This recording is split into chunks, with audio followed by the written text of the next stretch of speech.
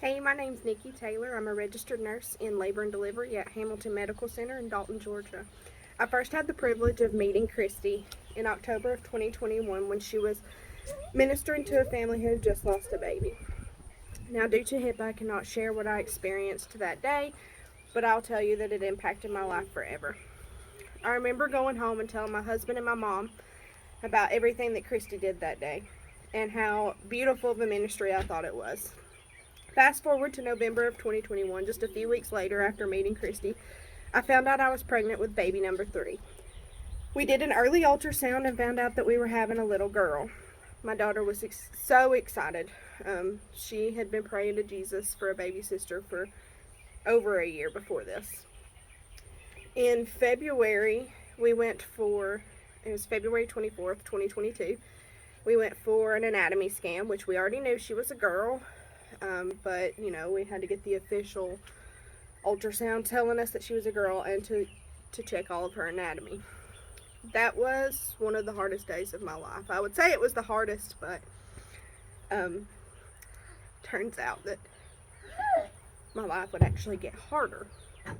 So, because I work in labor and delivery, I work with, I'm sorry, you're going to hear my son in the background. I work with all of the midwives that I actually see for my own pregnancy. So, one of my very dear friends is the one that had to inform me that our sweet baby girl, I'm sorry, was not going to be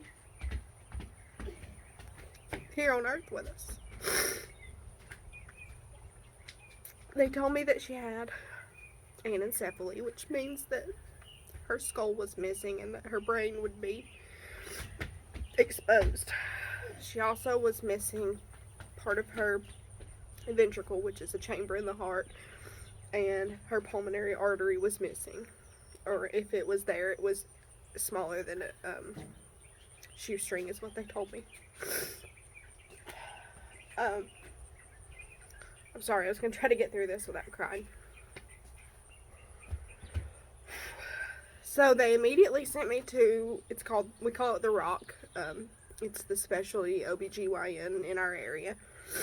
And they confirmed the news that I had just received. I thought that the world had stopped spinning, but everything around me was still continuing to go on. It took me a long time to talk to Christy and to tell her what was going on, even though, because I work in labor delivery, all my coworkers were already talking to her for me. So without even talking to her myself, she was already preparing things for me to help me through what we were dealing with. I made the courageous decision to carry my baby to term because they said I could support her through the whole pregnancy and that she would likely be stillborn or only live a few minutes after she was born. They also informed me that there would be many complications to come along with my pregnancy. Because of everything that was going wrong with her. But I didn't care. I couldn't make the decision to end her life. So I carried her. And I'm forever grateful for that decision because I got to feel all of her movements and my little girl got to feel her move and she'd talk to her and she would sing to her. And it just was everything that we all needed. So they decided that it would be best to induce me between 36 and 37 weeks because of the possibility of developing preeclampsia, which I had had in my first pregnancy. So we did not want to have everything going wrong with the baby and myself as well. Not to mention, I had also developed poly, which means I had a lot of extra fluid. So at 36 weeks, I was measuring 42 weeks. So had it been a normal pregnancy, they told me that I would have to have fluid drained off because of the complications that it could cause. So throughout my pregnancy, Christy was right there with me after I finally decided to talk to her. She had made me playlists of songs to, encourage me. She was sending me messages with prayers in them, all these inspirational quotes to remind me that I wasn't alone and that, she was there with me. Um, so, June 17th, we went in to have our sweet Madison. She was named by our daughter because when I told her there was a baby in my belly, she said that Jesus told her it was a little girl and she wanted to name her Madison, so how can I argue with a 4-year-old? So, it was a normal delivery, other than the fact that it wasn't normal. And my sweet Madison was born sleeping. But thanks to Christy and Nicole and Casey Jones Photography, who's a local photographer here in Dalton, I have tangible memories to never forget my sweet angel. So I've got them here to show you. One of the things that Christy's ministry does is these little clay handprints for the family.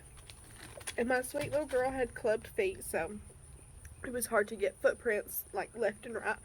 So she did them the opposite, and it made it look like butterfly wings. So now every time I see a butterfly, I think of my girl. And then she has joined, or partnered with Molly Bear to provide families with a bear that weighs as much as your baby did whenever your baby was born. And they're customized, so you can get certain things that made you think of your baby. So our little girl wore blue, and we wrote baby sister on there because Reagan always called her baby sister Madison, and we called her name was Madison Louise. Her nickname was Maddie Lou. And then got a picture of my sweet 3 babies together. Sorry, there's a glare. So thanks to the ministry, they have this device to where it allows you to keep your baby cool so that they don't, sounds morbid, but it's really not, so that they don't start decomposing soon. It's essentially like a morgue, but it's portable. So it kept my baby cold, and I was able to stay in the hospital from Friday when she was born until Monday when we took her to the funeral home. Thanks to Casey, I have these beautiful pictures of not only Madison, but our entire family with Madison. I have birth pictures, everything. If you can think of it, Casey captured it. Another thing that Footprints on the Heart provided us with was an urn to keep our sweet girl's ashes. We picked it out, and she told her which one we wanted, and she provided that for us.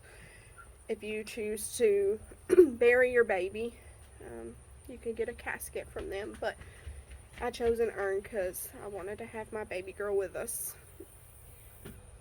Anywhere, if we wanted to take her somewhere special, she could go with us. So that's what we chose.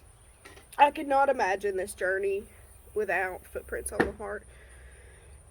They truly have changed my life, and I tell Christy all the time that she's stuck with me. Like, she can't get rid of me now.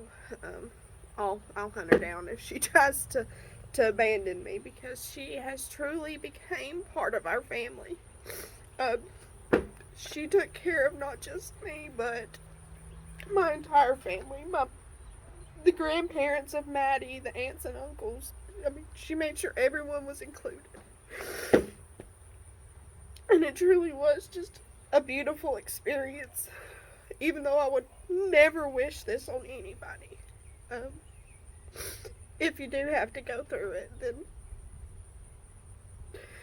I hope you have someone like Christy to capture the memories and help you through the worst days of your life.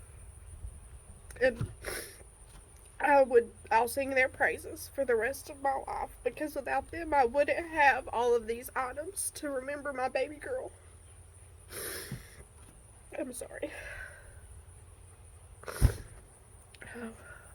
But I will spend the rest of my life telling my baby girl's story because she is changing lives. I don't have mine on right now, but if you picked up one of the little cross bracelets, um,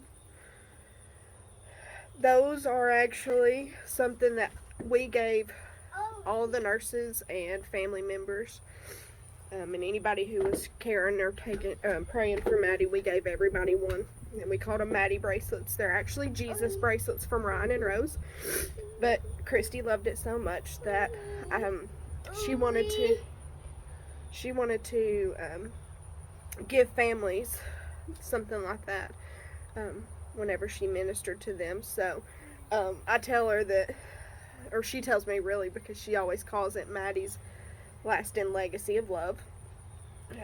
So these bracelets, that's exactly what they are, is Maddie is continuing to change lives even though she's not here on earth. And for that, I am forever grateful.